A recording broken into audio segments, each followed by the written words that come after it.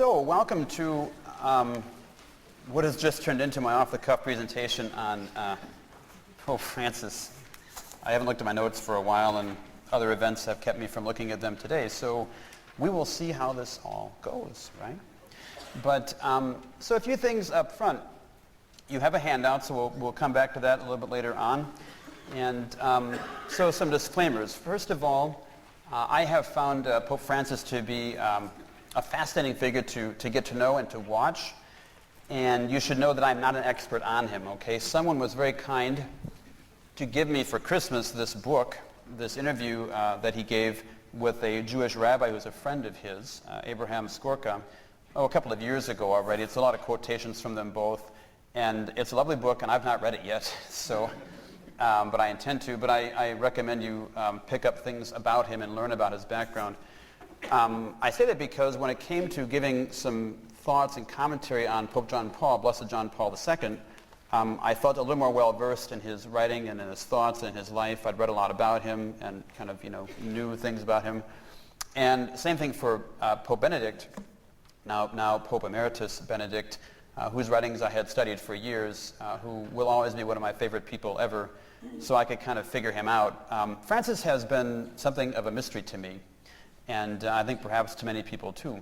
And so, which is part of why I really love him, and why I'm really convinced that, as always, the Holy Spirit gives us precisely the person that we need at just the right time to guide the Church forward into time. So I'm not an expert on Pope Francis. That's my disclaimer, okay? So I have some things to offer, though.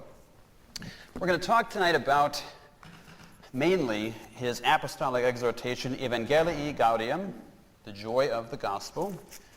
It's really big. Has anybody read it? One person has. Anybody else even skimmed it? I'll say it again, it's really big, okay? So we'll get through it together. And it's really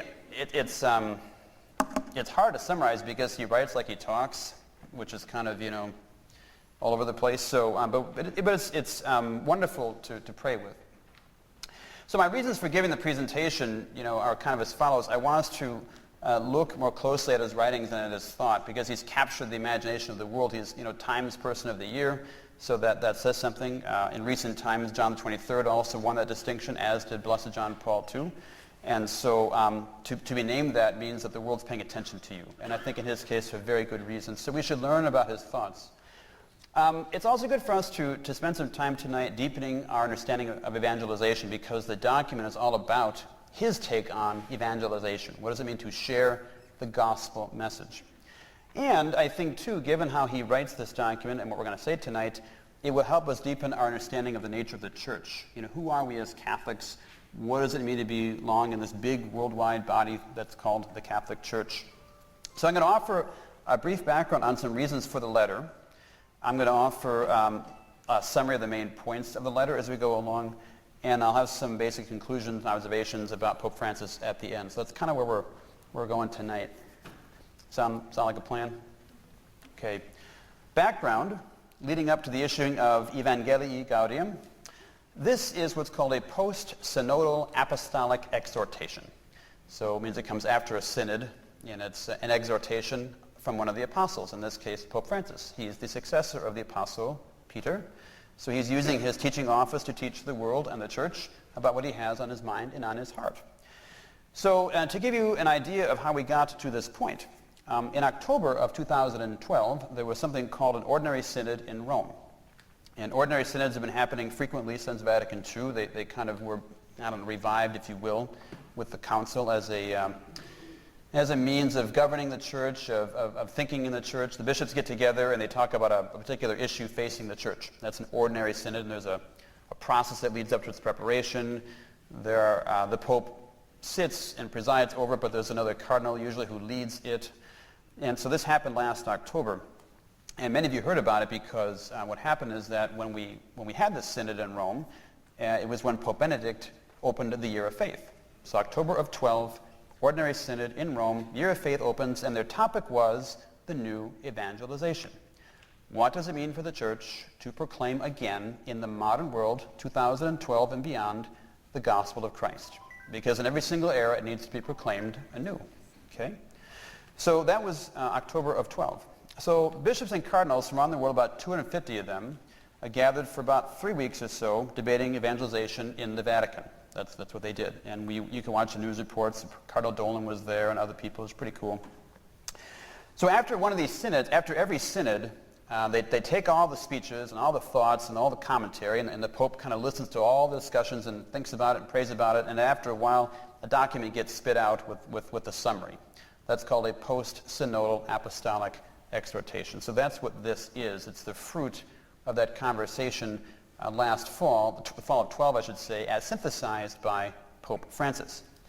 So the synod closes, and work begins on summarizing its conclusions. Now, that was last October, or October of 12, when all the world thought all was, sort of stable and calm with the Catholic Church. And then, surprise, in February of 13, what does Pope Benedict do? He does the unthinkable. He resigns.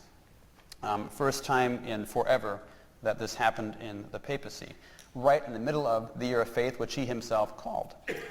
So, in God's grand design, there are no accidents. Nothing happens by chance.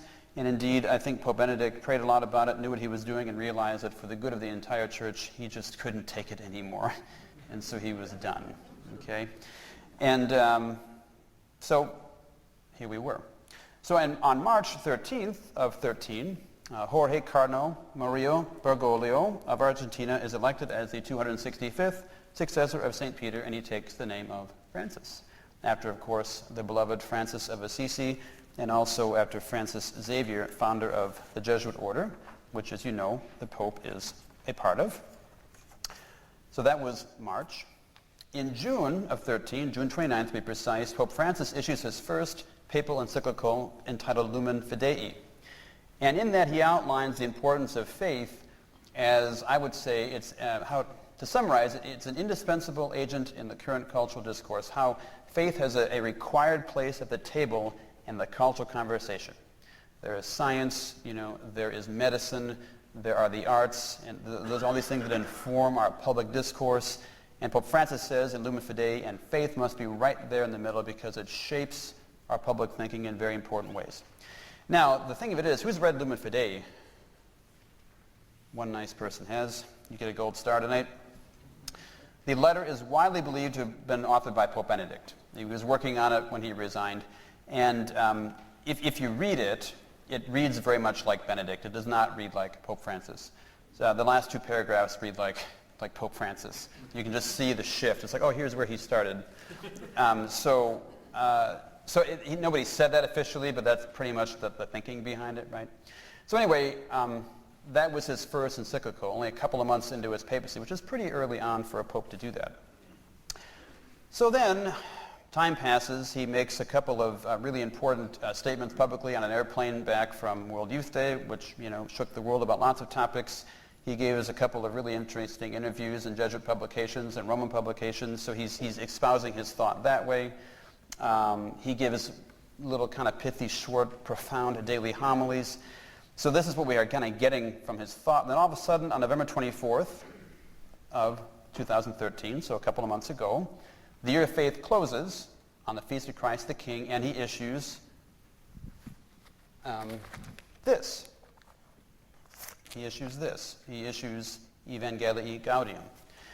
So because Lumen Fidei, the one from the June prior, is thought so much to be Benedict's work, this is really, I would say, his first document, right? I mean, yes, he has an encyclical, his name is on it, but I think this is really pure Francis in a way that the other one is not. So this is our first crack at his head, if you will, in writing. So it's really important when a pope does that.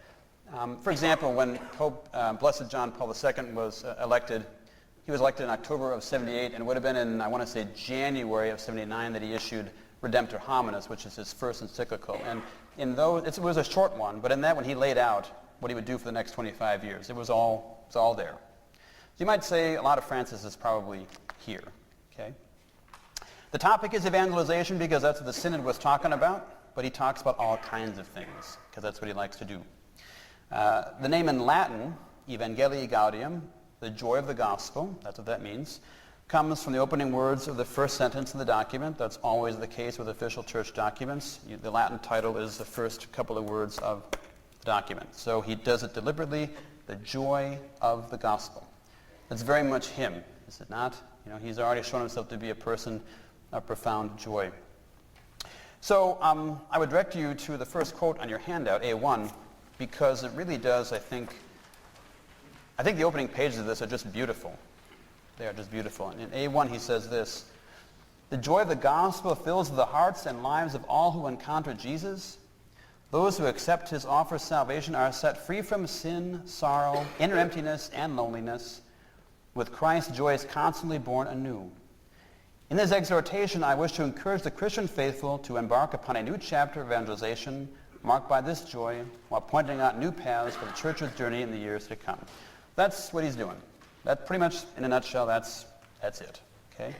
It's a wonderful opening paragraph, and you see the joy of the gospel. That's where it gets its title from, Envangelii Gaudium. So what's the document structure, overall purpose, right? It is 288 paragraphs, or sections. That's a long document. By comparison, 288, Lumen Fidei is 60. So it is quite a bit longer, okay? It has an introduction in 5 chapters. It goes as follows. Chapter 1 is on the church's missionary transformation. Chapter 2, he calls it Amid the Crisis of Communal Commitment. Very interesting. We'll get to that in a second. Chapter 3 is on the proclamation of the gospel. Chapter 4, the social dimension of evangelization. And Chapter 5, he calls it Spirit-filled evangelizers. That's all of us. That's all of us. And at the end of his introduction, which is in section 17 already, the Pope indicates that this document is going to discuss the following questions at length. A, the reform of the church and her missionary outreach. Reform is a big word here, I think. B, the temptations faced by pastoral workers. So that's me, that's Katie and Jim Maria and the staff and our teachers, pastoral workers. C, the church, understood as the entire people of God which evangelizes. D, get this, the homily and its preparation. Got a whole section just on that one. E, the inclusion of the poor in society. F, peace and dialogue within society. G, the spiritual motivations for mission. So in section 18, after laying out all he's going to talk about, he says this. He says, "I've dealt extensively with these topics with a detail which some may find excessive, but I've done so not with the intention of providing an exhaustive treatise, but simply as a way of showing their important practical implications for the church's mission today. All of them, all these points, help give shape to a definite style of evangelization which I ask you to adopt, emphasis in every activity which you undertake. In this way, we can take up, amid our daily efforts, the biblical exhortation, rejoice in the Lord always. I say it again, rejoice." So that's what he's doing here. He wants to lay out this program of evangelization for the church. And he's kind of funny. He says, "I want to give you all the answers, but I'm going to give you all the answers." It's kind of what he does. So that's the basic outline of the document, right? In 288 sections, 5 chapters, etc. So there's a brief summary I'll try and give you of some of the points in each of the chapters, okay? And it's actually, and I broke this down a little bit differently. If you do actually choose to go and read this thing, it's not going to be laid out quite like I do it tonight, because I tried to, how would I put it? Rather than going chapter by chapter, it's easier to go idea by idea, because they're kind of scattered all throughout. So starting with the introduction. And this makes sense, I think, now that we've seen him in action for almost a year. At the heart of the gospel message is one word: it is joy. At the heart of the gospel is joy. So joy, as the Pope puts it in the introduction, is the result of a personal, daily encounter with Jesus Christ. Without our continual lived friendship with him, we'll not be people of deep joy. Now that's just common sense. Many of you will often comment to me, and I make the observation myself, that Cardinal Dolan, right? This is a joyful person in action. And his joy is contagious. It is infectious. He comes into a room and he just sort of lifts it up by his buoyant personality. And if you asked him, what's the source of your joy? He'd say, well, because I'm Irish. And I'm German, which is why I have no joy, as you all... Sorry, but it's true. But but Cardinal Dolan will go on to say, without fail, I love Jesus Christ. He is my friend, he's my Savior, he's my Lord, he is the source of my joy. And really, if you know Cardinal Dolan, that is the truth. It is the truth, right? He has a lived, beautiful friendship with our Lord, as does obviously Pope Francis. And as did, too, I would say, to Pope Benedict as well, but in his case, because he's German, it came out a whole different way, right? But nonetheless, the point is, without Christ, there is no joy. Without Christ, there's no joy. Joy, he says, is a result of a life lived for the needs of others ahead of our own. Don't think about ourselves, the Pope says, think about others. Mother Teresa, Blessed Teresa's famous, little acronym, JOY, Jesus, others, you. That's kind of the same idea. He says that joy is highlighted all throughout all the gospel stories. He goes through a couple of pages of all the examples he pulls out of joy-filled gospel exchanges. Favorite ones in there would be the visitation of Mary and Elizabeth, just the joy in that encounter. It's called the joyful shout when he says, I give praise to you, Father, Lord of heaven and earth, for you've revealed these things to the lowly and the small and hid them from the wise. That's his joyful shout. So joy everywhere. He says our own joy today is choked by selfishness. In section 6 he says our technological society has succeeded in multiplying occasions of pleasure, yet has found it difficult to engender joy. They're not the same thing. Pleasure is not joy. One can lead to the other, I suppose, but pleasure is a passing thing, it's a fleeting thing. Joy is from something deep and enduring with our bond with our Lord who has loved us and laid down his life for us. He goes on to say that evangelization, therefore, and he comes back to this at the very end of the document, evangelization is not forced and it's not planned. That's great. I'm a planner. I hate it when people say things like this to me. We have an evangelization plan here. We have a committee, and he says, no committees. He said it is the spontaneous result of the good news that moves us deeply, so much so that we cannot help but share it. And that makes sense too, right? I mean, the example you often hear bantered about is that, you go to a good restaurant and you have a great experience, and the restaurant doesn't send you out the door and force you to talk about your good experience there.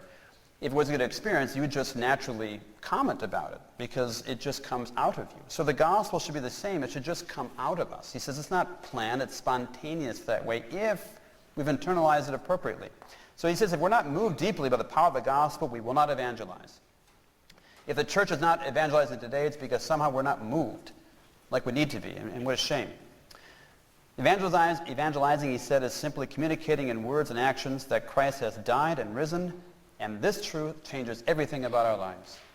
We are different people because Christ died and rose for us. Okay? So even the most tragic of circumstances, which we mentioned at the beginning of the evening, locally here, we still know that Christ has died and he has risen. And that overcomes everything. Everything. We attract people, he says, to the gospel, and he does use the word attract, by living lives so differently that others want to have what we have. Makes sense. He says evangelization happens in different areas, different arenas, and to different audiences. So, and this is very important. I really wish he would have elaborated on this a little bit more, but he doesn't. He kind of touches on it. And I think this came right out of the Synod conversations itself, unless I missed my guess. But he says there are different audiences for evangelization. One, to those who already have some belief in Christ and who live their faith moderately to well, always needing new fervor. Interesting, right? Those who kind of get Christ already, but they need a little boost. Evangelization happens to those people. It also happens to those who've accepted the faith but have now ceased to allow it to impact them in a meaningful way. We'll call those the lapsed Catholics, to use a modern cultural term. So those who are, let's say you were in the first category. We believe in Jesus, we live our faith moderately well, but we need new fervor. Then there's those who kind of fallen off the church's radar screen, but they're baptized. And then in the last category, to those who have not yet heard the gospel or have rejected its message. There's all those categories then. So if that's true, then each of those groups requires a different kind of approach, So he does elaborate on that a little bit. So that's the introduction. So that's just the introduction. He lays all this out. Again, very astute of him to realize, what does it mean to share the gospel message? So summarizing the rest of the document now, since that was the introduction, and that's the short part, I would break it down kind of like this.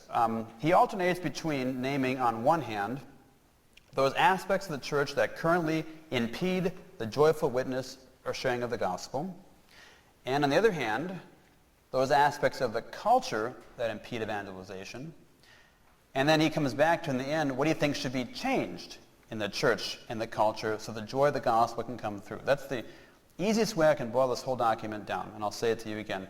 It's about what in the church gets in the way of the joy of the gospel, what out there gets in the way of the joy of the gospel, and what he thinks needs to change in here and out there so the gospel can flourish.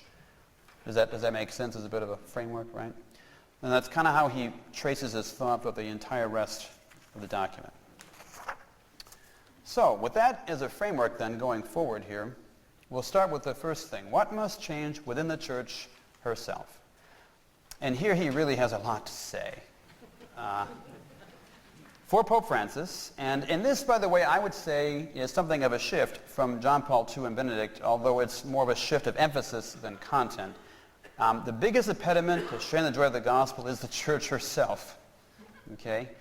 And it's not as though he believes that there should not be a church. On the contrary, he is a staunchly pro-church person in his thinking, in his comments. But I believe that he thinks that much needs to be cleaned up, if you will, within the structures of it, right? So that's big. And we didn't hear that as much from Benedict and from John Paul II. It was there, but Francis's emphasis is quite pronounced, I think, on that point, which is good. The challenges in the culture, while real, I would say in his mind, are secondary challenges that a robust Christian community of joyful disciples should be able to overcome. In other words, if the church were really as robust as she should be, the challenges out there aren't that big of a deal. We've overcome them all through the centuries. We can do it again if we get our own act together. Might be the way that I would put it. I'd say he's afraid that the church does not internalize enough the need to clasp, as he puts it, the troubled world to her bosom, as a mother does. We too quickly retreat to a us versus them mindset of church and the world, rather than plunging in to save it. Like Christ plunged in to save us, he says the church must do the same thing. We must rush out to save the world, not put up the walls and say, it's you and it's us and you're all going to go to hell. No, he would say you dive in and you pull them out of the muck, right? So he says we need to be that way more than we probably are at times right now. Okay? So what are some impediments within the church named just in chapter 1? In chapter 1, he calls for an examination of the following aspects of the church herself if we are to be truly an evangelizing community. 1, we are too plan-centered rather than being open to the surprises of the Holy Spirit. I hate that. I'm reading this and going, right? Of course it is. And it's true, right? You know what? I think of all... You're laughing. I know it's true. Of all the planning meetings and all this and that, so he would say, you know what? Just let the Holy Spirit work. It's going to be fine. Don't be so German. Okay. 2, we are too administration-centered, maintaining structures rather than being flexible and missionary. That's interesting, right? So we have, diocesan structures, we have, canons, we have all these things, and he would say that there is a degree of flexibility that is needed if we are to adapt, overcome, proclaim, So sometimes we get stuck in all of the own inertia of all of our bureaucracy, okay? And again, and I should be careful with this because there's a certain point where one asks the question, well, what exactly are we supposed to change? But that's later. He goes on, he says, we are too interested in our own self-preservation sometimes and maintaining a status quo at the expense of welcoming and embracing new situations and diverse circumstances. So that's kind of the same idea, right? So again, are we big on status quo? Yeah. Has anybody here ever heard the phrase uttered, we've always done it that way? I hate that phrase, right? But that's what he's trying to say. He says, who cares what you've done before? Don't get so stuck on where you think you already have been. Think about where you need to go, right? So this is really, frankly, a good CEO talking on so far, right? At the level of the parish, the diocese, and even the papal office, so even himself, Discernment is needed to make each of these structures more missionary in character. They're all too static in their functioning. So, is the diocesan chancery and bishop's office and tribunal, are they missionary in their character, or are they just holding on to their jobs? Same thing for a parish, same thing for the pastor. Is your pastor missionary in his outreach, or does he spend too much time behind his desk? Do not answer. About the papacy, he says, is it too centralized? Does it need to change for the purposes of Christian unity? Blessed John Paul II proposed this himself in his letter Ut Unum Sint, on ecumenism. He called for radical re-examination of the papacy itself so that perhaps the other Christian communities could come into full communion with the Catholic Church, because he understood that maybe something about Rome needs to change too. So Francis says it in there, he says, I cannot be immune from my own criticism, everybody else. Maybe the papacy needs to be rethought too. Not done away with because it is in the church, but can we adjust it? We're too Roman centralized, he says. Local bishops' conferences must have more authority than they currently do. And I don't know if I say this in here later, so I'll say it now because it's on my head. If you read through this document, it's fascinating that in a major papal teaching document, he takes quotation after quotation after quotation, not so much from Vatican documents, but from local bishop statements. It's really interesting. I don't know how this guy found all this stuff. Like from the Philippines, a conference they had there in 1996, the Brazilian Bishops' Conference, the Synod on Africa. He pulls a couple of the U.S. bishop statements. Curiously enough, one on homosexuality, he pulled that one right out of the file somewhere. So he's trying to build up local authority as he cites things in the document. It's very deliberate on his part. It's interesting. We're too concerned, he says, with emphasizing the less important doctrines and teachings. Rather, we should emphasize that there is a hierarchy of truths. Some aspects of the faith are more important than others, and we can agree to disagree on the smaller items. He doesn't say what they actually are, which I find, frankly, problematic, because I sit here going, well, what? But that is what he says. And that also comes from Vatican II's decree on ecumenism. Unitatis Redintegratio, and also on John Paul II's letter on ecumenism. He pulls a lot from those places. There is a hierarchy of truths, so we emphasize the core of it, and we don't get as worried about the small stuff, perhaps, right? Our language for expressing traditional concepts needs to be modernized. Again, he doesn't give examples, but he would say,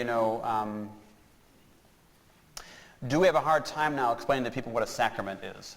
And we don't get rid of sacraments, but we think, how do we explain that in modern language now? The language of the 17th, 18th, 19th century doesn't work so much anymore. So he wants us to think about how do we express ourselves. It's a good point. Priests. Before we get to priests. We are too unwilling to examine our customs to see what should be changed. Priests are sometimes too harsh with their language about sin. He says that.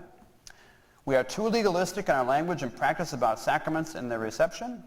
We cannot hide them behind all the restrictions of canon law, but rather we should make them accessible to as many people as possible.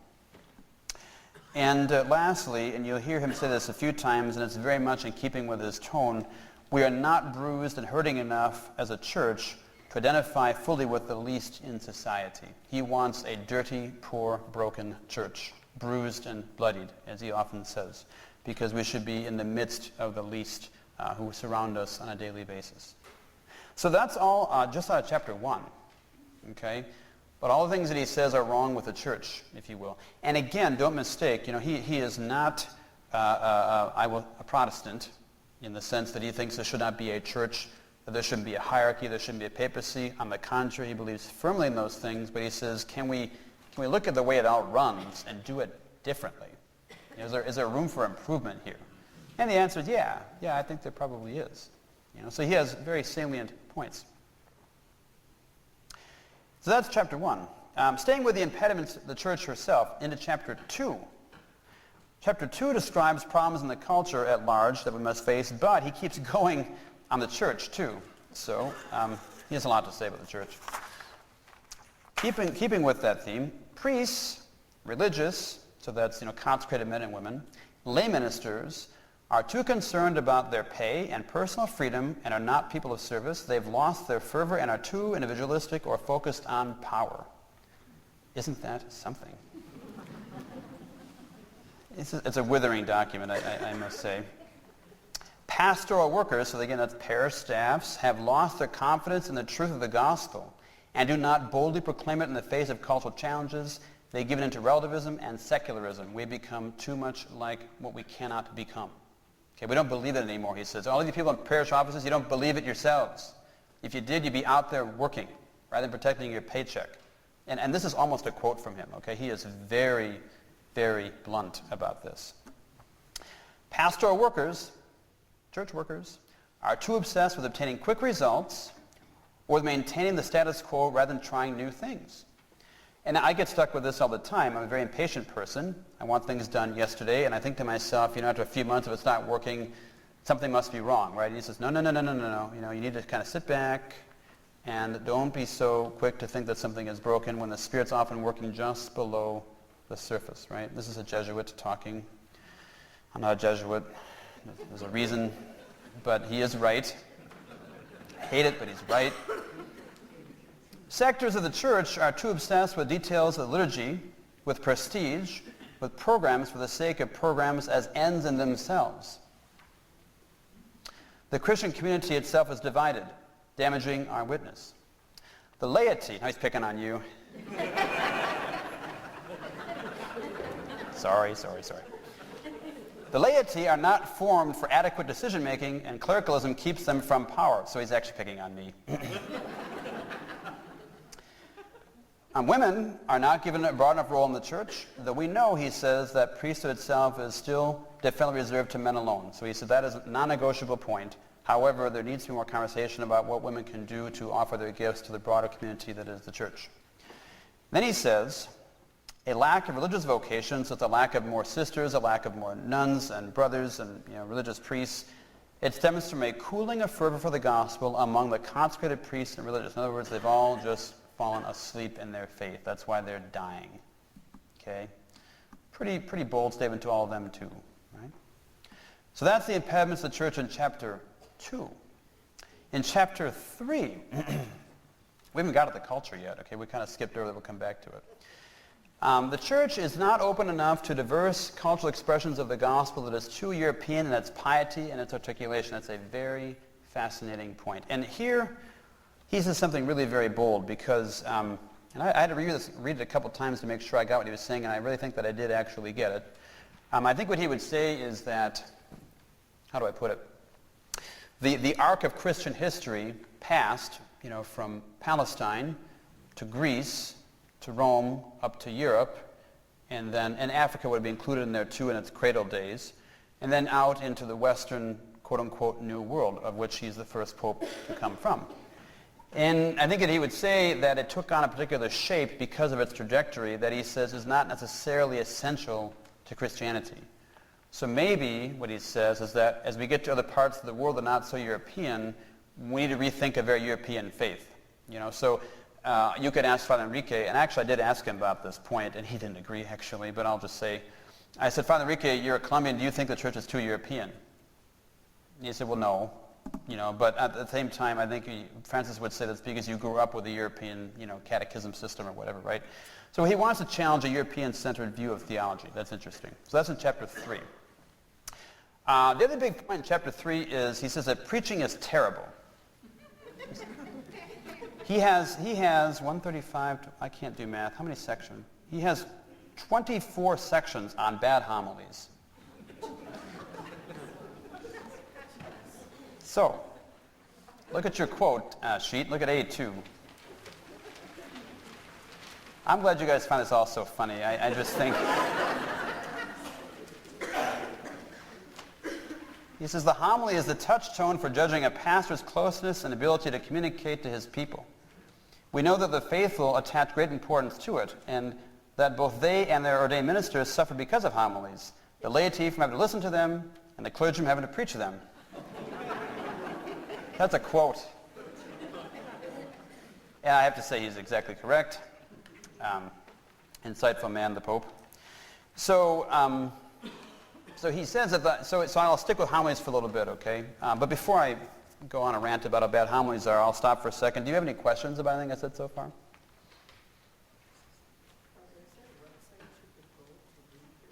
Oh, yeah, thanks. I should have thought of that. She asks, is there a website where you can go to read this? Yes, it's on the Vatican website. And in fact, if you go to Google and just type in Envangelii Gaudium, right like it's written on your quote sheet there, it will come up. It says Vatican.va somewhere in the address line. You click on that. This will appear right before your eyes, okay? So you can read it all there. And you can actually buy it, I believe, on Amazon. Tammy, did you find a... Yeah, it's on Amazon, too. You can buy it now. So, thank you. Other quick questions? Yep. What is the difference between a European-based theology and a non-European? So you asked what's the difference between a European theology and a non-European theology. That would take me a long time to articulate because there's lots of schools of thought on that, but the nutshell would go something like this. I'm going to get in trouble with this. It depends who you ask. You know, there are some sectors of the world's theologians who would say that our obsession with the truth is too European, as opposed to a better approach would be relationships. Right now, I think it's a false dichotomy. I'm just repeating to you what these people are saying, and those same people would say to you that the way that's articulated is culture-bound. You know, people in Southeast Asia would speak one way about God as opposed to people in Germany, and therefore you need to have a different way of kind of talking and articulating it for the people in Asia as opposed to Germany. So this is not a great answer to your question because it would take a long time to explain, but that's kind of where he's driving. And he's not all wrong, but there are things that need to be considered too in what he is saying. Does that help you at all? A little bit, kind of? You can say it doesn't. I won't be upset. Sorry. Other points?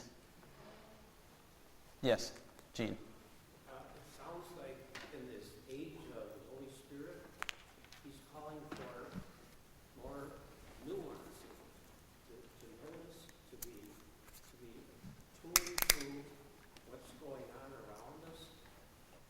More. Yeah, I would say that. Gene said that he's calling for, in this age of the Holy Spirit, more nuance and to be attuned to what's going on around us, of course. You know, the Vatican II's, famous articulation of this from Gaudium et Spes is reading the signs of the times, right? And we're always hearing about that as an idea, and so Pope Francis would very much be about that. What I find frustrating about all this, frankly, is that Benedict and John Paul II were also about the very same thing. They just articulated it differently, so. But yes, that would be in keeping with his way of thinking. I agree. Okay. Preaching. The homily and its preparation are of supreme importance to the life of the church. True. And he says it's an occasion for dialogue between God and his people, and it's a teaching opportunity. So he has a long thing about how homily is a dialogue, and not dialogue homily from the 1970s dialogue homily that I don't remember because I wasn't born yet. Some of you might, but where I'm saying something and you are saying back to me. He said, no. He said it needs to be an exchange between God and his people, spiritually, of the heart, a dialogue of the heart, right? That's what he's saying. He says in section 138, the homily cannot be a form of entertainment like those presented by the media, yet it does need to vie, oops, that's a misquote, it does need to get life and meaning to the celebration. He says it cannot be too long, it cannot be too short. I'm like, well, that's really helpful. But that's what he says.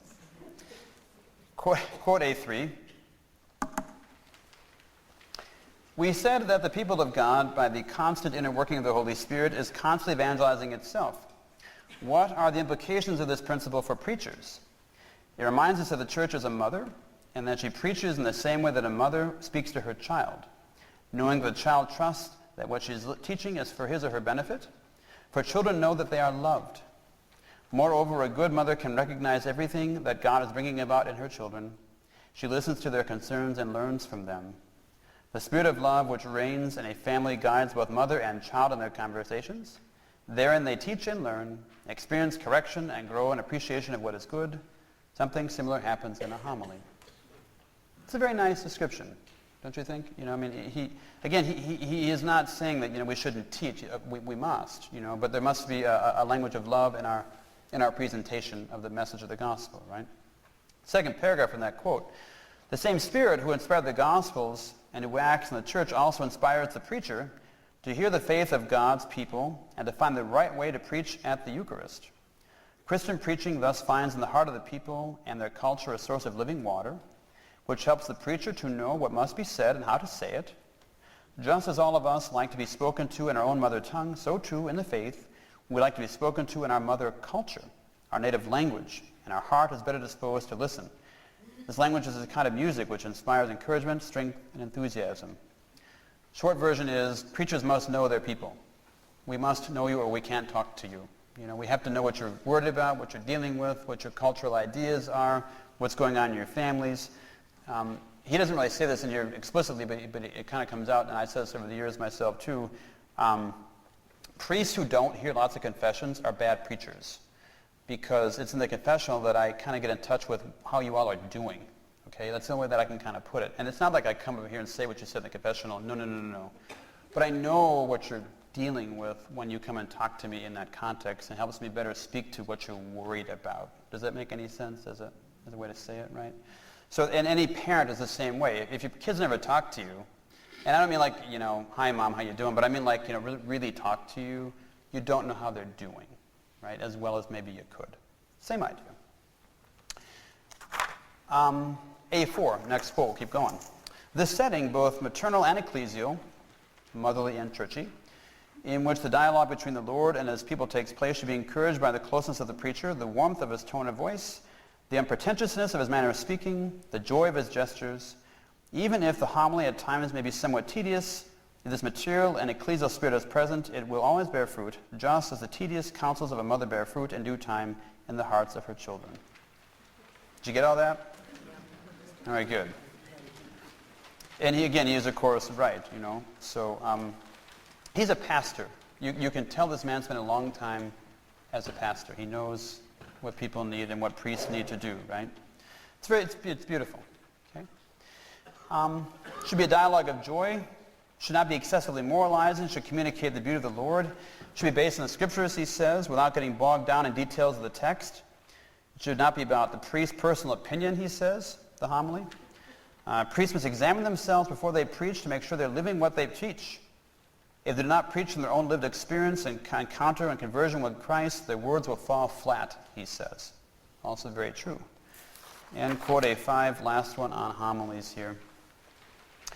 Let us also keep in mind that we should never respond to questions that nobody asks, nor is it fitting to talk about the latest news in order to awaken people's interest. We have television programs for that. It is possible, however, to start with some fact or story so that God's word can forcefully resound in its call to conversion, worship, commitment to fraternity and service, and so forth. Yet there will always be some who readily listen to preachers' commentaries on current affairs while not let themselves be challenged. This guy's great, isn't he? He's just got it all figured out. But he's exactly correct, right? You cannot argue a thing that he says. It's very, very true, right? And he must have listened to a lot of bad homilies, because this is it, okay? So, anyway. So, why does he spend so much time on this? Because he understands that a church will not be evangelizing, will not be joyful if her ministers, if her priests are not engaged with the people, are not concerned about her people, and are not teaching the people in a way that resonates and helps them. And again, he's very careful. Don't make them always feel good, he says. They need to be challenged. They need to be told, but you do so with love. Don't entertain them, but you must bring them to something deeper than they currently already know.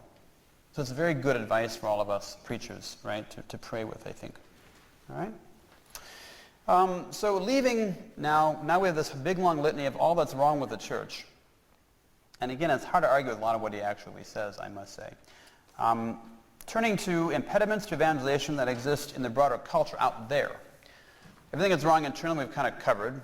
What about out there? Okay. And here's where he wound up on Rush Limbaugh's program. Maybe you heard about that. This is in chapter 2 and chapter 3 now, so I'm going to go back. Chapter 1 is almost all on the church. 2 and 3 are a mix of world and church together, so I'm kind of categorizing a little bit to make this easy to explain. So one big thing he says is a big impediment out there to to the gospel getting spread with joy is an economic and cultural system of exclusion of the vulnerable that does not care if persons live or die. That's what he says. Right? So we live in a world where economically we don't care if people live or die. He says something to the effect of, why isn't it news when a homeless person dies on the street? He said that should shake everyone to the core with sadness. And he is right. Okay? An idolatry of money and greed and consumerism. 5 sections on that he has actually. And he uses the word idolatry of money and greed and consumerism. So he is not big on capitalism. Okay, that is clear as he speaks. Quote, not on your sheet, in the prevailing culture, priority is given to the outward, the immediate, the visible, the quick, the superficial, and the provisional. The superficial and the provisional. What is real gives way to appearances. That's true. That is true. That is indictment of me, frankly. Okay, what's quick, what's visible, what's superficial, what's real gives way to appearances in the modern culture. Okay. So, quote A6. And here is where he got into trouble. In this context, some people continue to defend trickle-down theories which assume that economic growth, encouraged by a free market, will inevitably succeed in bringing about greater justice and inclusiveness in the world. This opinion, which has never been confirmed by the facts, expresses a crude and naive trust in the goodness of those with economic power and the sacralized workings of the prevailing economic system. So that's where on Wall Street and Rush Limbaugh went, wait a minute, and he was on there, right? I don't really have any commentary on this, frankly. I mean, he can speak for himself. I will say that the church has often been wary of economic systems that rely purely on their own self-governing mechanisms as the best moral solution to problems. Does that make sense the way I articulated that, right? For all of the ways that capitalism as a system enshrines economic freedom, or personal freedom, and does many things very, very well, its danger, and John Paul II said this, Benedict said this, Paul VI said this, its danger is that it can have the unfortunate effect of running over people. And it does. It does, right? He is not saying communism is great. He's not endorsing any system. He's simply saying we cannot live under a model that doesn't care about people. And to the extent that it doesn't, it needs to be remedied, right? I think that's a fair statement myself. I'm going to wind up in Rush Limbaugh now. Sorry. Quote A7. Here he's talking about how that cultural attitude of economics and trickle-down, etc., creeps into the faith. A7, many try to escape from others and take refuge in the comfort of their privacy or in a small circle of close friends, renouncing the realism of the social aspect of the gospel. For just as some people want a purely spiritual Christ without flesh and without the cross, they also want their interpersonal relationships provided by sophisticated equipment, by screens and systems which can be turned on and off on command. Meanwhile, the gospel tells us constantly to run the risk of a face-to-face encounter with others, with their physical presence which challenges us, with their pain and their pleas, with their joy which infects us in our close and continuous interaction. That's a slam at the Facebook culture. That's what that is.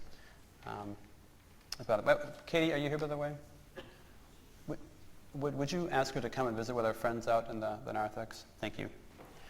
Isolation, which is a version of immanentism, and immanentism means stuck in the material world, like stuck in the now. Okay?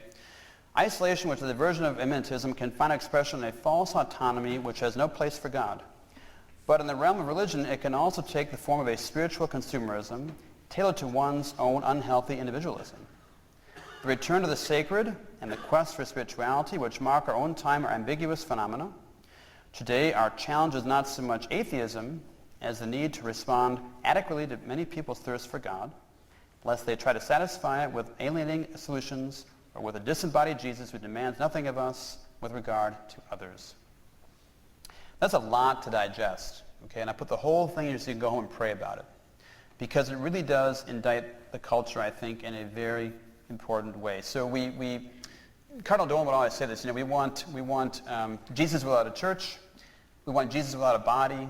We want a personal relationship with God without the inconvenience of communion with everybody else. We want to have our friendships on Facebook or whatever without actually talking to somebody.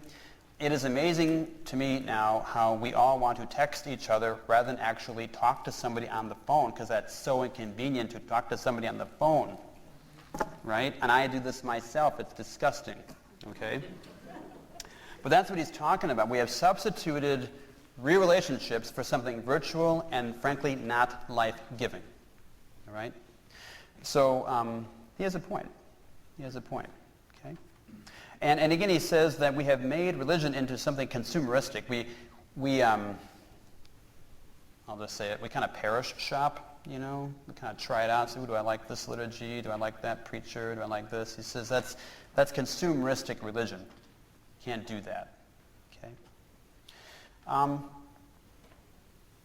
That's chapter 3. Chapter 4, the social dimension of evangelization. So he says, how the church must engage the culture and major issues of the day. This is the core of what it means to evangelize. The church must speak about dignity of the human person. The church must engage the political culture to foster the transformation of the world. And he names two social issues of the day as fundamental. One is the inclusion of the poor in society, and two, peace and social dialogue. For him, those are his two top social issues: the inclusion of the poor in society and peace and social dialogue. So with those things at the core of our thrust outward, we will evangelize more effectively and transform communities effectively. Okay? On the poor, quote A8, just as Christ had a special heart for the poor and the marginalized, so must the church work to change the choices and social structures that give rise to poverty.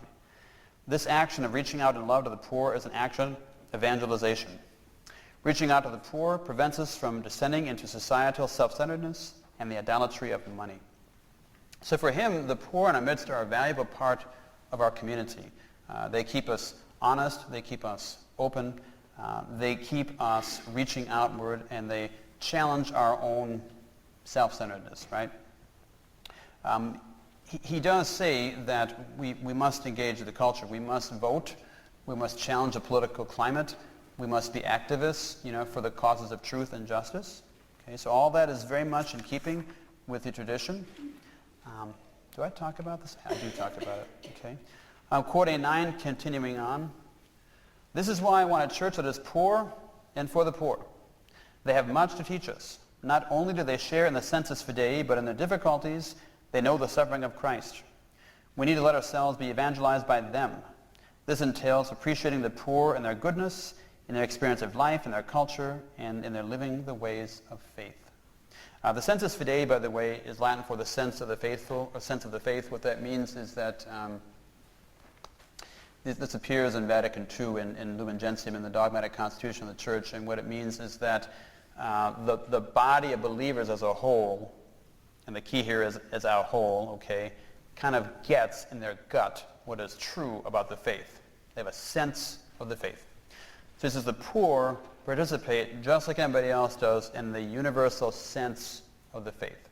That's what that means. And they know the suffering of Christ. And again, we should let ourselves be evangelized by them. So when I went to Haiti this last April, very, very true. I mean, I came away really changed by them more than I think I changed them. They changed me in many respects that were very positive, right? And Pope Francis would not say, that all the poor are just like nice people. That is not the point. They are sinners like all the rest of us are. They are thieves and crooks like the rest of us are. True. But the fact is their particular condition makes them valuable to all of us as our brothers and sisters in Christ. And we should love them as such.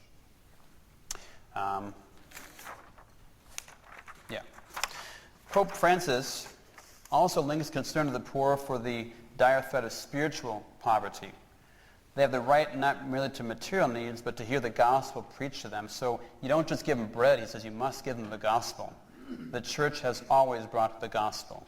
You give them virtue. You teach them how to be better people. Otherwise, they stay in their poverty. He gets that very, very clearly. So it's not just about a handout. He says they must have the good news preached to them. Very true.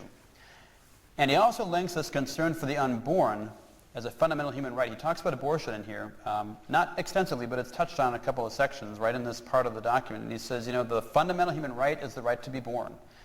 And he laments the destruction of human life in the womb as a terrible offense against human dignity. And he goes on to say that the church must walk more closely with women who've had abortions and feel their pain and help to reach out and heal them from their brokenness. So it's a very, it's a pastor's heart as he speaks to this situation. It's very good. So that's this whole thing about the poor. On peace and social dialogue, he says the promotion of peace is integral to the work of preaching, of evangelizing. But there's no evangelizing if we're not working for peace. And Pope Francis argues that peace will come about by our collective decision to give priority to the passage of time and to the process of dialogue rather than the primacy of space and the immediacy of quick results. In other words, conflict is born of impatience and too narrow a vision.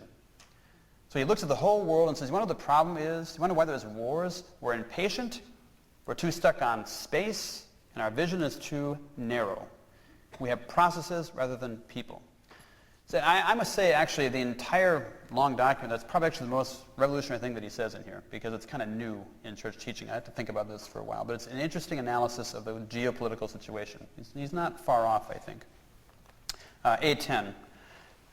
Sometimes I wonder if there are people in today's world who are really concerned about generating processes or people building as opposed to obtaining immediate results which yield easy, quick, short-term political gains, but do not enhance human fullness. Isn't that Washington, D.C.? Right? He's on to something. He's on to something, okay? Related, he says, is the need for dialogue among the disciplines of the day, especially among the studies of faith and science. There's a whole section on how faith and science must be in dialogue. He says we must know the natural law, which I'll talk about in my talk in February. Dialogue among the Christian communities is very important, and with other religions for evangelization. He says fruitful dialogue does not skim over quick differences to arrive at easy solutions. That's disrespectful to people. You can't just minimize it all. We must talk about our differences with other faiths. We don't just say, oh, we're all the same. We're all going to heaven. No, no, no, no, no. That is not how you solve the problem. You must discuss why we are divided if we really respect each other in truth. John Paul II and Benedict say the same thing over and over again. And dialogue, of course, with non-believers is also crucial to advancing the gospel. And he says dialogue requires the rightful place of religious freedom in public life, and here he quotes the U.S. bishops, and religious freedom, not only in the secular West, but in Muslim countries too, where Christians must have their rightful place at the table, and right now they do not, he says. So he's very pointed in his observations about that to our Muslim brothers and sisters. Okay. So that's introduction chapters 1, 2, 3, and 4. What's wrong with the church? A whole bunch of stuff. What's wrong with the world? A bunch of stuff too. But that can be overcome if we fix what's wrong in here. Okay? And then chapter 5, briefly, Spirit-filled evangelizers. This chapter reiterates his essential point that evangelization only grows out of an active relationship with Jesus Christ, one that does not water down the truths of the faith, one that is close to his cross and resurrection, one that we nourish daily. So from that bond with him, the desire to lead others to him naturally spreads. That's really the whole point of his last chapter. It's pretty short. Okay? There you have it. So that's my walkthrough of this really big document for all of you. What are some conclusions that maybe we can draw from the document? What's new? Almost nothing doctrinally. Okay? What's new in the document? Virtually nothing from a doctrinal perspective. So there's no real new teaching in here. There's no groundbreaking. It's not like he invented a fourth person of the Trinity all of a sudden in this document. He can't anyway. That doesn't work like that. Okay? But that's okay because that's not uncommon for these types of documents. It's a synodal exhortation. They're not really full of new teaching things. They're very much about style, very much about tone, very much about what's the next agenda, and he clearly does that in here. So there is that. Stylistically, though, there are very significant shifts happening in this document. He has changed the tone from prior ways of speaking from the papal office. All right. So one, how is this document new? How is this papacy new? And I don't mean any disrespect, but I'll just say it like this. It reads like an opinion piece. It really reads like an editorial in the journal. You know, it's like this is all his opinion, because it frankly is. Okay.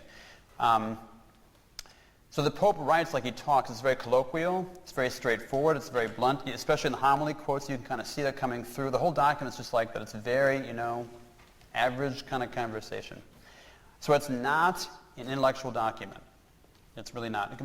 Blessed John Paul II would write things that you had to sit there and go, what is he saying? He was a philosopher through and through, and he would write like one. Francis does not do that. Okay, it's not that he's not smart. He's quite smart, but he doesn't want people to have to wade through that. He just talks. Okay. For the Pope, this is part of the simple, accessible, and understandable tone that he wishes the Church to use when speaking to the contemporary world. So he does this on purpose. He wants the world to grasp us more easily than perhaps they have in the past. So he's going to set the tone by speaking very plainly. Okay? And it's familiar. The document's familiar like a dad is familiar. He talks like a dad, like at the dinner table. Okay? So that's kind of what it's like, right? So there's some good and bad points to this, if I may offer that. It doesn't read like the voice of the Church, but it's clearly his voice. And there are pros and cons of taking that approach. Okay? For example, you read Paul VI, you read John 23rd, you read Benedict, you read John Paul II. You can see them in each of the documents. It's clearly them, and people help them write them, of course. But in general, you can see them. But the language that they employ is always very much couched in terms of this is the tradition saying this. This is the Church saying this. This is being handed down from centuries of careful, perceived thought. So it's always written as though it's not just, they kind of hide a little bit in the language, okay? Francis, in this document, nothing like that. It is definitely him. If you do that, it's friendly, it's accessible, it's kind of fun. However, it runs the risk of being labeled as merely his opinion. And when the Church deals in the realm of truth, you have to be very careful about that happening to you, right? It reads like a journal interview. And the Church needs to be a little bit, I think, above that. So that's a danger, I think, perhaps in the way that he did this. I'm not the Pope. He can do what he wants to. I'm just saying. Yes? Would it be fair to say that he's somewhat more humanistic in his way of expressing himself than perhaps prior poets? More humanistic? How do you mean? In his sense of the joy of creation, experiencing the joy of everyday life, bringing joy to those who don't have it. And I, for one, do find it much more appealing than some of the things that were written before that actually sounded like I was in a lecture. Sure. Yeah, I think, again, that's part of his accessible style. It's part of his authenticity shining through. It's not that John Paul II and Benedict were not authentic. They were very much authentic people, but they wrote with a very firm understanding of what the teaching office was for. It's a teaching office. And he sees it differently, I guess you could say.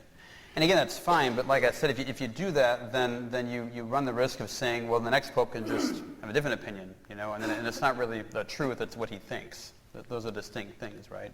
So my hope is that as time passes, people don't start categorizing things that he says too much along the lines of, well, there was John Paul II, and then there's Francis.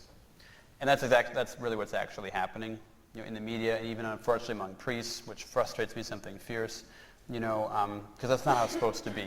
We are all of one big family historically as well as contemporarily, right? So I'm not sure why he does what he does, but it is very much his style. And it's part of why he's so appealing. He's very accessible, right? It's very true. He opens the door in this document to more reforms in the Church that, while not necessarily doctrinal, they be a shift in practice. You can tell he's thinking about adjusting out some of our practices, okay? He's going to be having a synod next fall, this time an extraordinary synod, not an ordinary one, and what that means is it's supposed to go a lot faster, if you will. We've only had 3 of those, I want to say, since Vatican II. The last one produced the catechism, or I shouldn't say produced it. Out of it came the need for a catechism, because John Paul II went, no one knows anything. what's going on here? We need anything, you know. And so what happened a couple years later, they published the Catechism. Francis is saying, family life is falling apart. Something has to be done. So he's having a synod on the family. He has hinted that he wants to keep re-examining how it is that we process divorces and remarriages in the church. And everyone is thinking, you know, oh, does that mean that all of a sudden we're going to change our teaching on this? I don't know. I don't know how you actually can in light of the gospel, but you can certainly change the way annulments are probably done or processed. That might be up on the table, right? You know, so that kind of stuff is where I think he's going with what needs to be adjusted within the structure of the church, right? Is there a better way to do this? Is there a better way to try and help people reconnect with the church sacramentally if they're stuck in the situation of being in a remarriage without an annulment? I think he wants to explore that, and I think it's a good thing to explore. Where it will lead, I don't know. I don't know.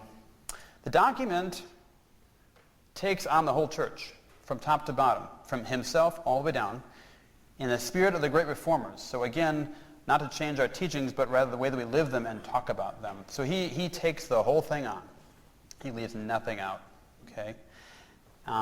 And I said it before, it's significant that he quotes so heavily from documents promulgated by national bishops' conferences. So again, it's his version of what's called subsidiarity, decisions at the most local level possible, okay? So we'll see. It's a challenging document. It's beautiful. It's hard-hitting. It's unsettling. It is everything that a reforming pope would do. I mean, it really is, you know, in the truest sense of the term. And everyone, when they encounter him, just has to sit up and listen. You just do. You can't argue with the guy, right? So that's kind of on the document, right? Briefly, and then I'll be done in a second, and you can ask questions if you want to. Other observations and conclusions. Just to kind of note as a postscript, right? To kind of keep on the tone with this document. For one, you maybe have noticed in the newspaper recently that he has reformed the granting of the title of Monsignor. Who picked up on this? Anybody? A couple did, right? So what he did, this is actually kind of funny, I think, but he said you can no longer be named a Monsignor now until you turn the age of 65. And the speculation is that in Western Europe and in America, local bishops were abusing this. To be created a Monsignor, your local bishop has to nominate you, so to speak, and you are. There are different ranks of Monsignor. Pope Paul VI kind of reformed all this under his papacy, and that kind of held all the way through until right now. And now there are 3 ranks. There's a low, medium, and high. That's the unfancy term for them. Okay, and the idea is that you really shouldn't be starting off on the higher rank, and they were doing that in America. They were naming guys quite young who hadn't even done anything yet, frankly, to become monsignors. It was getting abused as a title.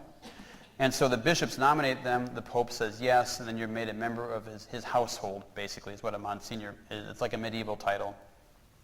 And then every time there's a new Pope, you have to, depending upon the rank of Monsignor, the lowest ranks, you have to kind of renew them when you're the Pope. It's like with a sweep of his pen, then you still keep your title. And they just always do it. So when he took over as Pope, he didn't renew anybody. He said, well, I want to think about it first. Yeah, I went, oh. And some months passed, and he said, yeah, I thought about it. I'm renewing all of you who currently have it, but going forward, nobody under 65 gets this title. And there's only one title left now. It's the lowest rank possible. And you can only wear this flashy clothing, and that's it. Okay? It's very... So he is stripping down. He has a real disdain for ecclesiastical honors and clericalism and careerism.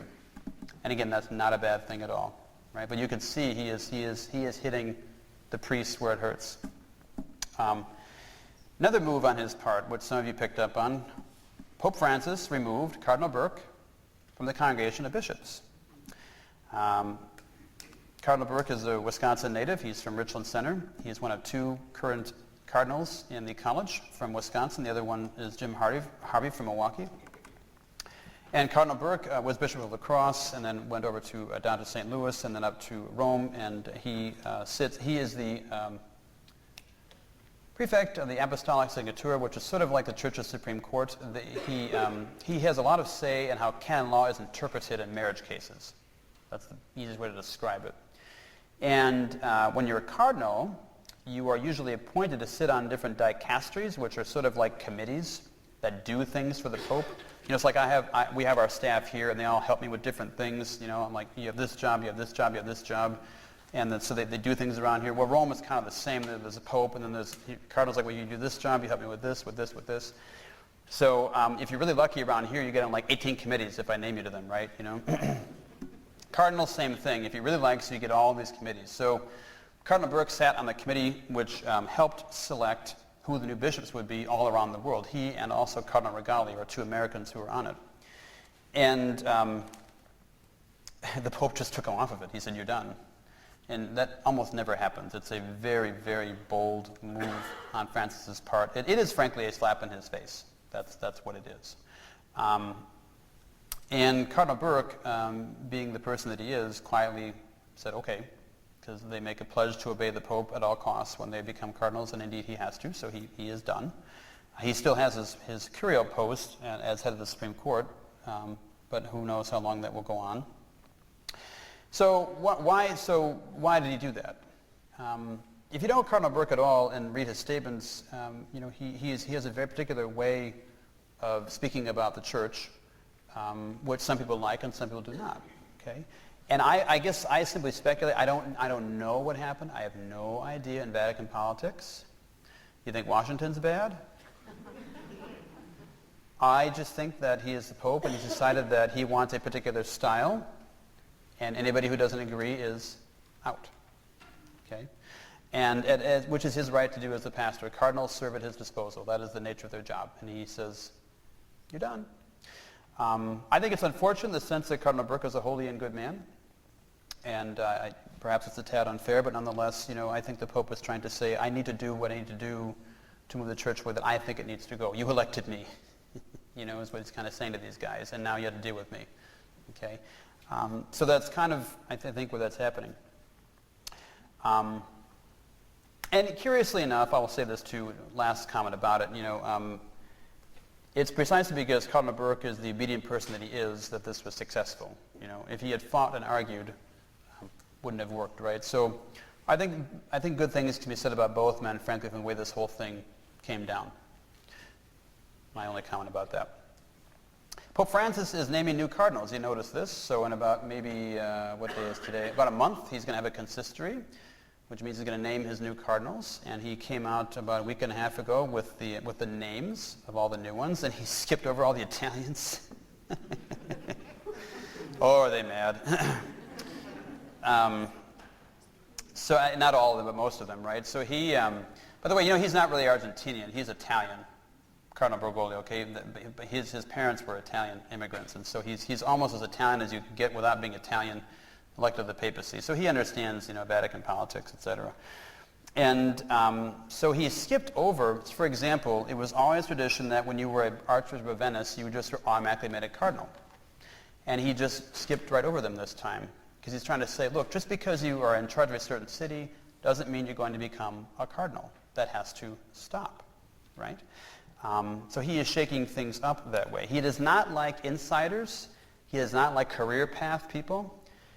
Curiously enough, since we talked about Cardinal Burke, someone pointed this out to me who was clever about these things, another priest who pays attention to this stuff more than I do. I don't anymore. I used to. Cardinal Dolan has also not been named to a thing either.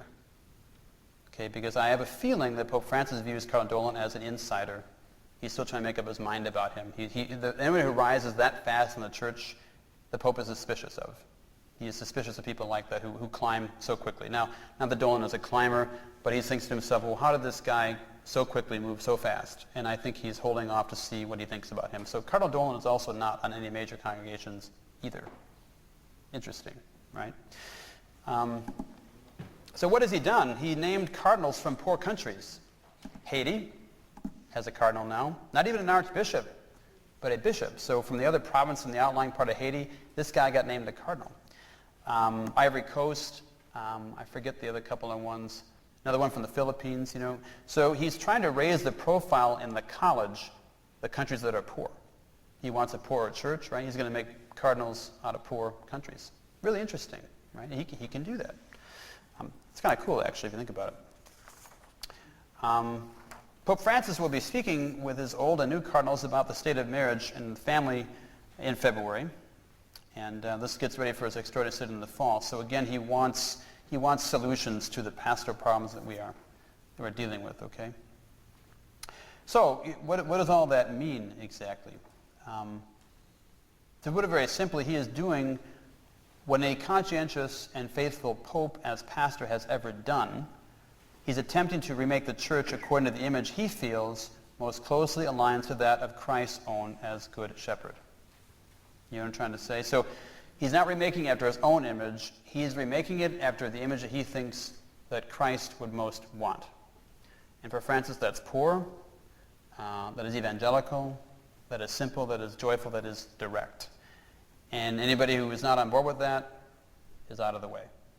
Okay? And as I have told some of my priest friends and classmates who scratch their heads over this guy, I say, people, the Mass, the Missal, the calendar of saints is full of people who were reformers and in their lifetime made a lot of people really mad at them. That's what reformers do because they don't care. They know what needs to be done and they just simply do it. And we canonize them later, So, hey. So he's challenging in a great way. I wrestle with him a lot and for lots of reasons, but I find him to be what the church needs. Things about him unsettle me, but that is a sign to me that I need to keep praying about it. I mean no disrespect to him because he is a good shepherd.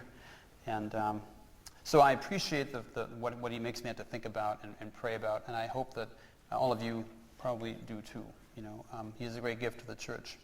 So that's kind of my little nutshell summary of Pope Francis up to January 21st. We'll see what he does tomorrow. He is full of surprises, and so he keeps us all on our toes. So yeah, that's the end of the formal presentation, and I will take any questions that you might happen to have. Do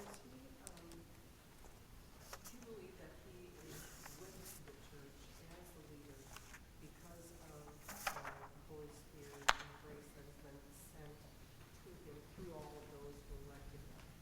So the question is, do I believe that he is with the church as the leader because of the Holy Spirit, because of the grace of his election? Of course. I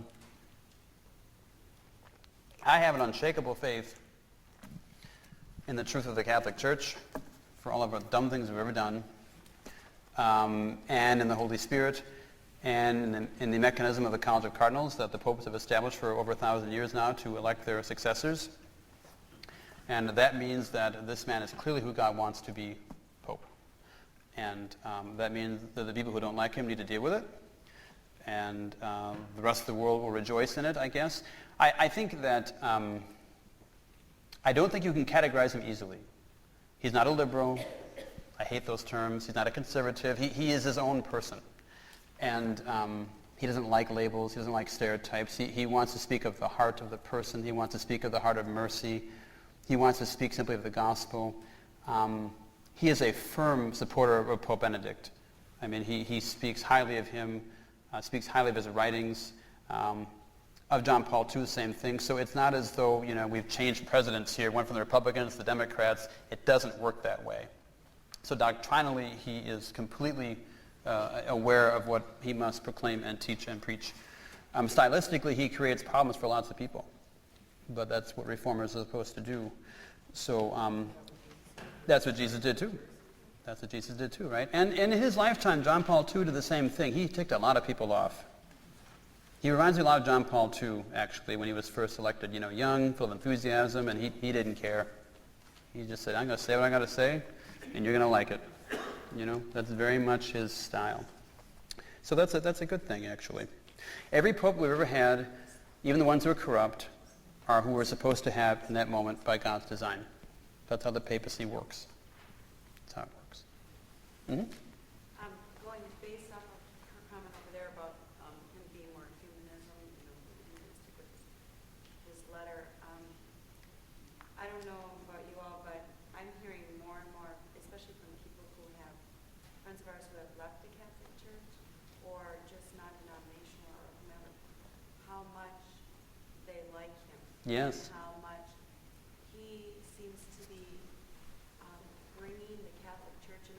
real, non-intimidating style. And I just, I think that that's maybe what she might have been, where she said she likes how. Yeah. Because there's not, and going back to even the technology, and even in the immediate gratification and then in the quick, microwavable society where we have to have everything at our fingertips, there's not a lot of mental chewing going on. Mm-hmm. And it seems as though too much intellectual makes people more intimidated. Too much planning, too much rigidity, too much. That's where I just actually had a friend call me last week again and told me, Roseanne, I'm losing my children in the Catholic Church. Mm-hmm. And I was asking her, and she has been drawn to some non-denominational, and I can see where she's experiencing that, and that's where I kind of see what the lady over there was saying about Pope Francis, just being more real, being more, like you said, taking off the focus on the so much labeling or hierarchy or the planning but trying to meet people instead of aborting people because you don't have time for them. Yep. You, Right. you reach out to them, you meet them, you try and help them. Yeah, no, it's true. I think a lot of people find him to be a breath of fresh air, and they are taking another look at the church that they left because they see in him a sense of hope that, things are changing. The only danger I see in all of it is that, I think sometimes people have a way of leaving the church for reasons that are a little bit more about issues that they happen to have than are wrong with the church. And we have our own problems, don't get me wrong. And then when that happens, you may think, oh, okay, well now it's all changing. And you come back and you realize it's really actually not. So then what do you do? So I want to see how time passes and how it all kind of plays out, right? He doesn't like church shoppers. And he'd be the first person to say to people, look, if you come back just for me, that's not the reason to come back. You come back for Jesus Christ and the truth of the church, who is our mother. He says the church is a mother again and again and again. He loves that image of church as mother. So that he's very churchy, actually, way more than most people realize he is. You have to read him in his entirety to get that, So we'll see how it goes as time passes. But, mm-hmm. It's funny that we're married because my opinion is the complete opposite of what she has. That's great. I'm praying for you.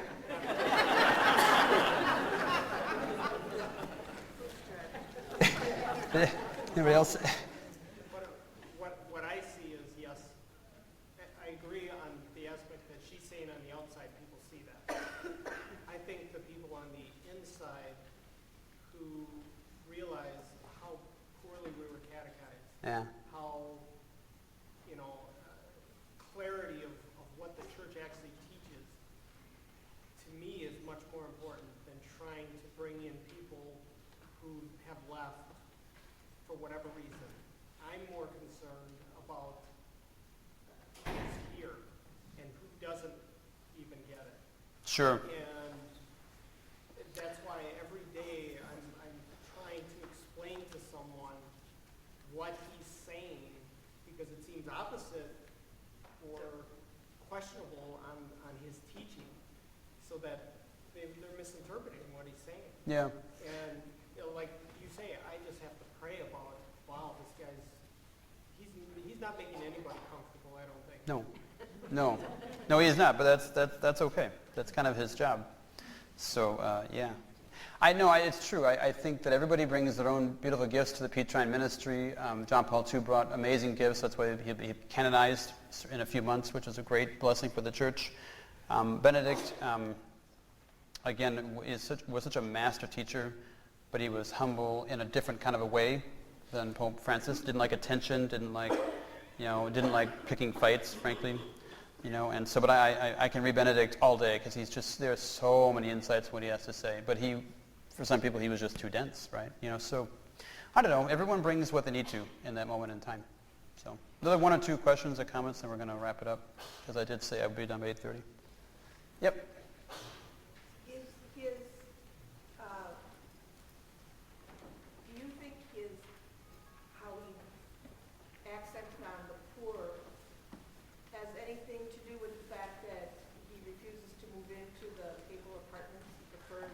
Oh, yeah. Yeah, so the question is he staying in the guest house of the Vatican and not the papal apartments because of his concern for the poor? I don't know.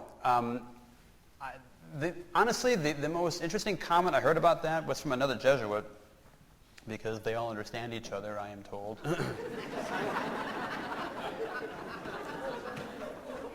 Had to say it. And he said, look, Jesuits need community. They need people around them.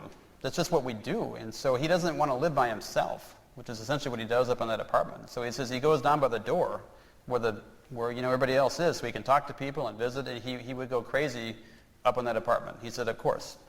So I think that's an interesting take on a situation. So of course he wants to be simple, he wants to identify with the poor, etc. But I also think that in his community life and his charism as a Jesuit, he doesn't want to be by himself. He needs to be around people. And there's a lot of people around with his guest house. That's where he does his visiting and receives people, and he's just happy there. So I think Benedict, frankly, I don't think he liked it so much either, living where he did, but I think in his mind, I'm just guessing here, but he felt that he needed to, out of obligation to tradition. It was his way of humbly submitting to what was done before him. That was his kind of humility to live where he did. That might sound kind of funny, but Benedict doesn't need much either. He just needs his books. That's what he really loves, right? But he lived there because he said, well, I'm the Pope. I'm supposed to live here, right? I'm like bound by this. That's how I think he approached the situation. Francis is like, it's his own person. One more question or comment? Yep. Do you feel that he wants a more broader form of evangelization?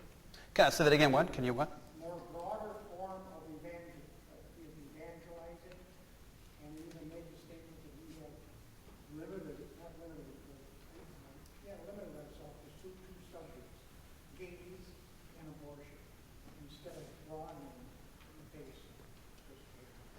So thank you. The comment was in reference to Pope Francis's comment about, which was picked up in a newspaper interview, that the church has spent too much time talking about abortion and homosexuality and contraception and not enough on the poor, etc.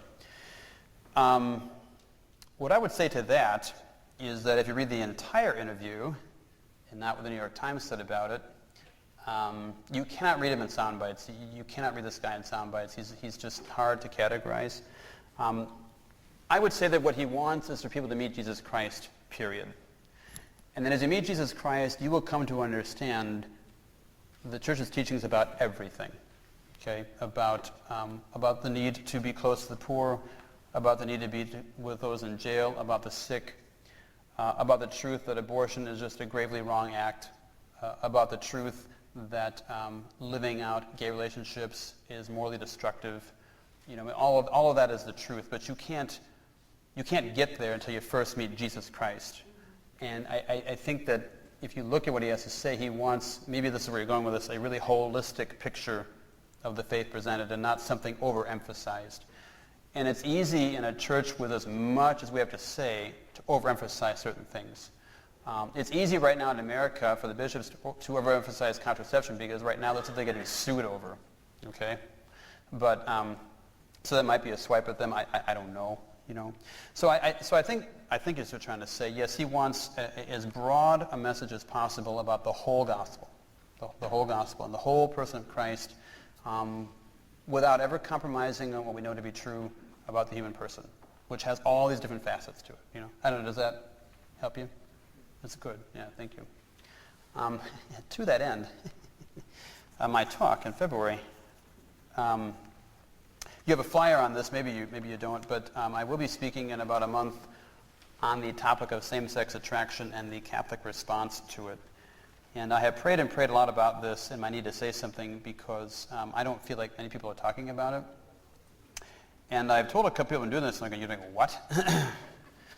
But I really want to say something about it. So I encourage you to come. And someone asked me, can I bring high school kids to this? I said, well, of course. Because I will not say a thing that I've not already told our 8th graders. I talked about this with them all the time, actually. So yeah, they're welcome to come. And I would propose to you, I haven't put the whole talk together yet, but as I'm praying about it, I would propose that most people really don't understand what we say about this topic. It's an extraordinarily misunderstood thing. The media doesn't get it. Most priests don't get it. A lot of lay people don't get it. Unfortunately, some of our bishops, I don't think, quite really grab onto this, okay? And not as though I'm some amazing expert, but I've done a bit of thinking about it. And the message that we have to say is very challenging. It's very, very nuanced. It is complex. And it is also the truth about who we are as people. And it is not being heard or spoken in our culture. And so with as much simplicity and nuance as I can muster, I will try and present this. So please pray about coming to this, and just pray for it as I think about it, because it's not an easy talk to give, as you might imagine. And I don't want you to think that you should only come if somehow you have some personal connection to this issue. It is for everyone to learn about. We all benefit from learning about what this means, okay? It's not just for gay people or these people or whatever. Those categories are ridiculous and need to go away. That's the biggest part of the problem, the entire conversation, right? So think about it and pray about it anyway. Even if you don't come, please pray for it. And then we'll pick up again in February. But in the meantime, thank you for being here tonight. Continue to keep the people of our parish in prayer who've lost one of our own this evening. And then thank you for your interest and for all you do for the good of the gospel and the church. Have a good night.